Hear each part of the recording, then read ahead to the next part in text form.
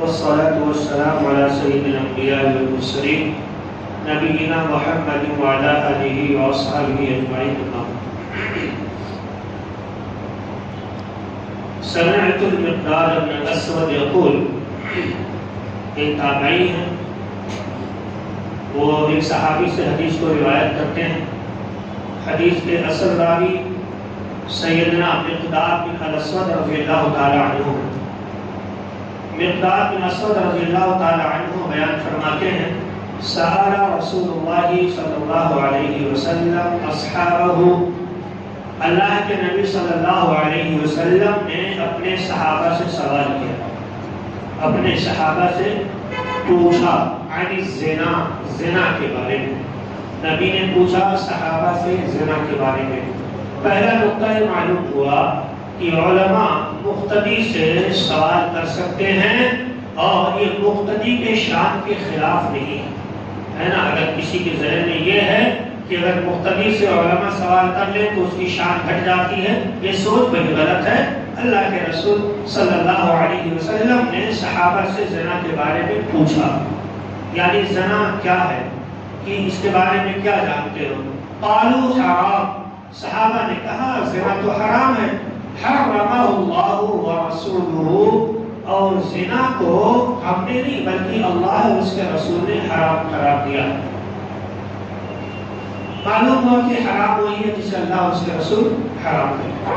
فقال نبی صلی اللہ علیہ وسلم، آگے سنیں، اللہ کے نبی صلی اللہ علیہ وسلم نے بیان فرمایا، لا یزنی الرجل بعشر نسوہ، ایک آدمی 10 عورتوں کے ساتھ زنا کرے، ایک آدمی 10 عورتوں کے ساتھ زنا کرے، ایسر علیہ من ان یزنی بامرأة جارہ، 10 عورتوں کے ساتھ زنا کرے یہ گناہ ہلکا ہے اس گناہ کے مقابل میں کہ وہ اپنے پڑوسن سے زنا کرے، اپنے پڑوسی کی ایک بیوی سے یا اپنے پڑوسی کی صرف ایک بیٹی سے وہ ایک بار زنا کرتا ہے.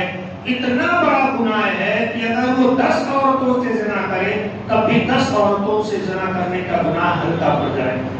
آپ اندازہ لگا سکتے ہیں کہ پڑوسی کے کتنے زیادہ حقوق ہیں.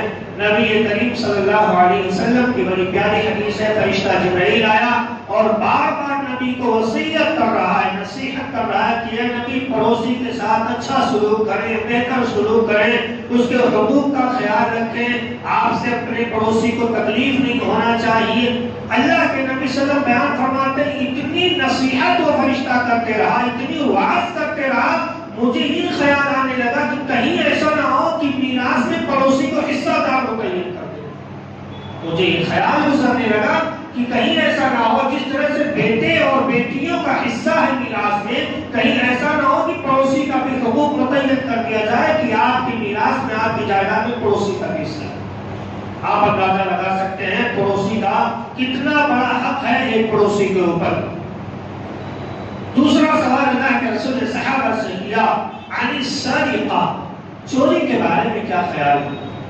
قالوا حرام حرمہ اللہ عز وجل ورسولہ، چوری بھی حرام ہے، اللہ اور اس کے رسول نے حرام کیا ہے.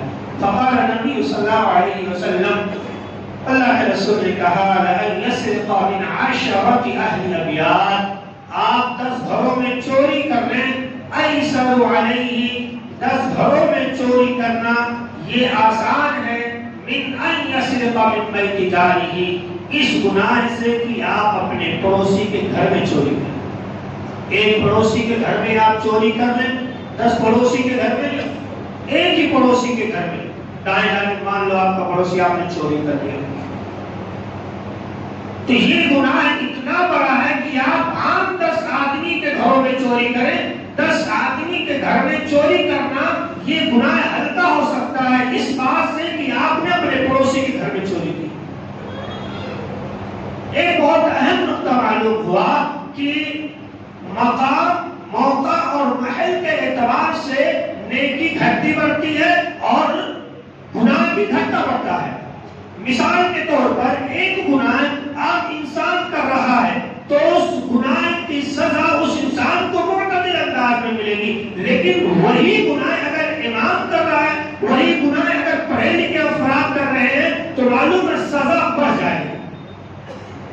ایک عام آدمی ہے، آپ جو کیا کر رہے ہیں، کوئی نیکی کا کام عام جگہوں پر کر رہے ہیں تو معتدل انداز میں آپ کو ثواب ملے گا، لیکن آپ وہی خیر وہی بھلائی آپ اچھے جگہ پر اچھے مقام پر کر رہے ہیں تو آپ کے درجات بلند ہو جائیں گے۔ مثال کے طور پر رمضان کا مہینہ ہے، آپ نے عام دنوں میں جو نیکی کی ہے اس کی بھلائی 10 سے 700 نیکیاں یا اس سے زیادہ تک مل سکتی ہیں، لیکن ماہ مبارک میں وہی نیکی کرنے کی وجہ سے اتنا جو ثواب ملتا ہے کہ اس کا شمار رب کے علاوہ فرشتے کرنے جاتے ہیں۔ ایک نماز آپ چیتل گوڑا کی مسجد میں ادا کر رہے ہیں، ثواب دوسرا ہے، اور وہی نماز اگر آپ گھر میں ادا کر رہے ہیں تو ثواب دوسرا ہے۔ رب نے مقام موقع کے اعتبار سے محل کے اعتبار سے ثواب و عقاب کا مسئلہ بھی رکھا ہوا ہے، شخصیت کے اعتبار سے، ذات کے اعتبار سے، مقام کے اعتبار سے، موقع اور محل کے حساب سے انسان کے گناہ بھی بڑھتے ہیں اور گھٹتے بھی ہیں، ثواب بھی بڑھتا ہے اور گھٹتا ہے۔ نماز آپ نے یہاں پڑھی، وہی نماز آپ مدینہ میں پڑھ لیں گے، ثواب کتنا زیادہ ملے گا۔ ایک نماز آپ نے مدینہ میں پڑھا، دوسری نماز مکہ میں ادا کر لیا، پھر نماز وہی ہے، صورتیں وہی ہیں، سب کچھ وہی ہے، لیکن ثواب گھٹتا بڑھتا ہے کیونکہ موقع محل اور جگہ بدل گئے۔ تو یہی مسئلہ پڑوسی کا، آپ نے ایک آدمی کے ساتھ غلط کام کر دیا، گناہ کم ہے، لیکن وہ حرکت وہ کام اگر آپ پڑوسی کے ساتھ کریں گے تو مسئلہ بہت بڑا ہو سکتا ہے۔ 10 گناہ یہاں پر بیان کیا گیا، ایک آدمی کے گھر میں چوری کر رہے ہیں، معتدل گناہ ہے، لیکن پڑوسی کے ساتھ اگر آپ کرتے ہیں تو گویا 10 گھروں کے برابر آپ نے گناہ کیا۔